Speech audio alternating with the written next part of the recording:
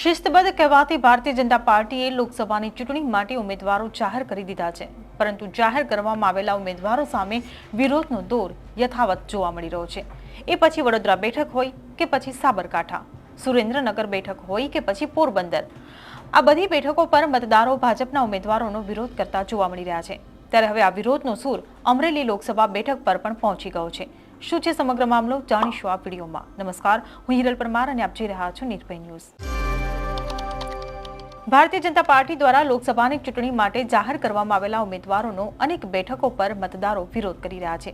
ત્યારે હવે આ વિરોધનો દોર અમરેલીમાં જોવા મળી રહ્યો છે। ભાજપ દ્વારા ભરત સુતરિયાને અમરેલી બેઠક પરથી લોકસભાની ચૂંટણી માટે ઉમેદવારી આપી હતી।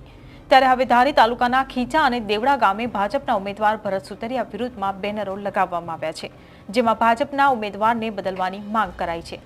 આ બેનરોમાં હમ ખાઈને કહેજો ભરત સુતરિયા હાલે આને બદલો ભાઈ, આ 4 પાસ છે, આ પ્રકારના બેનરો લગાડવામાં આવ્યા છે। ભરત સુતરિયાની વાત કરવામાં આવે તો તે લેઉવા પાટીદાર અગ્રણી છે અને હાલમાં અમરેલી જિલ્લા પંચાયતના પ્રમુખ છે। જિલ્લા પંચાયતમાં અકાળા બેઠક પરથી તેઓ ચૂંટાયા છે અને તેમને પક્ષે નારણ કાછડિયાની ટિકિટ કાપીને અમને ટિકિટ આપી છે। તેઓ ધોરણ 10 પાસ છે અને વર્તમાન સમયમાં તેઓ ખેતી સાથે સંકળાયેલા છે। મૂળ લાઠી તાલુકાના જરખિયા ગામના વતની ભરતભાઈ સુતરિયા હાલ અમરેલી જિલ્લા પંચાયતની 24 મતીરાળા સીટના સદસ્ય તરીકે ચૂંટણી જીતીને જિલ્લા પંચાયતના પ્રમુખ તરીકે કામ કરી રહ્યા છે। ભરત સુતરિયા વર્ષ 1991થી ભાજપના સક્રિય કાર્યકર્તા તરીકે જોડાયા હતા। આ સાથે જ સોશિયલ મીડિયામાં પણ અમરેલી બેઠકના ભાજપના ઉમેદવાર ભરત સુતરિયા સામે વિરોધ કરવામાં આવી રહ્યો છે। ત્યારે હવે ધારી પંથકમાં આ પ્રકારના બેનરો લાગતા અમરેલી લોકસભા બેઠક પર ભાજપના ઉમેદવારની સ્થિતિ સૂડી વચ્ચે સોપારી જેવી થઈ ગઈ છે।